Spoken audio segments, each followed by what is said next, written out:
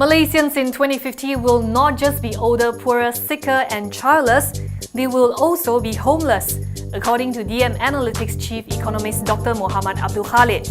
We sit down to talk to him about the sort of structural changes Malaysia needs to make in order to avoid that fate, or whether he feels the country is already too far gone. So, based on your report, Malaysia in 2050 will be older, poorer, weaker, without children. So what are the things the government should do or could actually do to create a better retiring environment for Malaysians? All right. Actually, I forgot to add one thing there. Homeless. By 2050, not only poor, sick, we have to work without children, but we're going to be homeless. Many things can be done, but I will look at it from two angles. What needs to be done to the current generation now so that the issue of aging will be less can be mitigated in the future. Number one, what we can do for the younger generation now, and what should we do for the elder generation right now. So two groups. Why I focus on the younger ones? One of the biggest issue facing the aging society are those on healthcare. Malaysia not healthy. Sizable numbers are smokers, hypertension, high blood, diabetic, many. And even among young kids, about 12% of our kids now underweight. Another 13% is overweight, and the level of anemic, usually we call it lack of iron, is 1 in 3. This link to our food policy. Food in Malaysia, there's a studies done. Affordable nutritious food is expensive. This compared to other countries. It is available, but it's not affordable. You must make these two together. It's affordable and is available on food policy. Other on health policy, smoking is a big issue. Not only primary smoking, but secondary smoking, second-hand. This also need to be addressed. In terms of tax, our tax on cigarette is still low compared to many developed countries. The problem is for them, mostly we're all going to get old. We're going to get old and poor. Few things we can mitigate this. One is on the pension reform. Pension reform, first, we work too short relative to other countries. We retire at 60, but you can withdraw at 55. Other countries do not allow this. So are you suggesting that we should actually expand the retirement age? Yes, definitely. You should expand the retirement age. You should increase this. People will argue, you cannot increase because then you give less chances to the younger one. We have less younger people.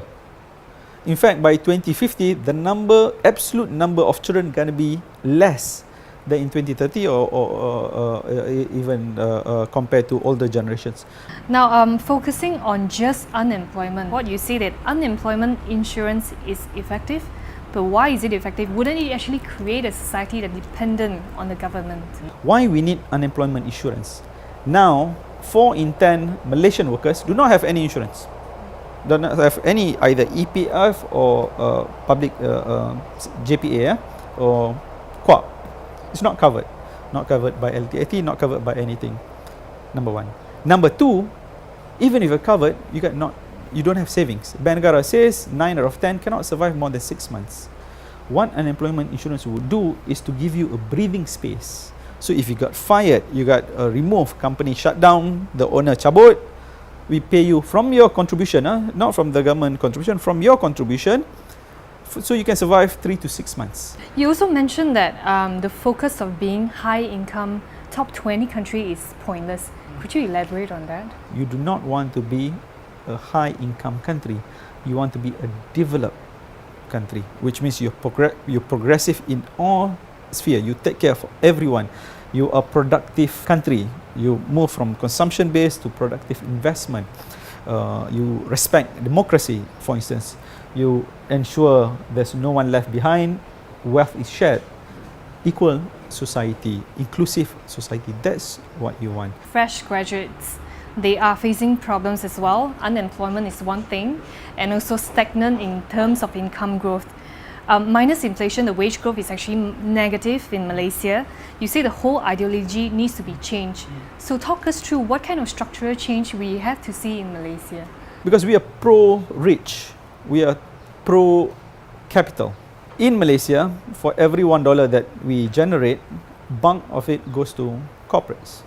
operating surplus. Very little goes to workers. Even compared to Singapore, Singapore give more to workers than give to business owners. That's number one. We do not share. Number two, why I say we pro-rich, pro-capital. If you earn capital in this country, you're not taxed.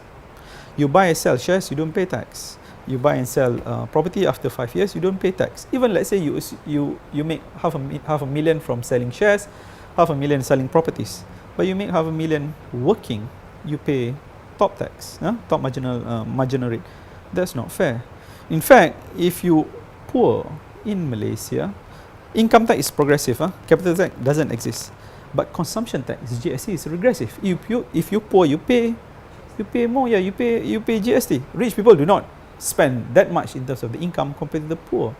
So this tax system, fiscal system, even the ideology that you work hard, you benefit, meritocracy, it penalizes the poor.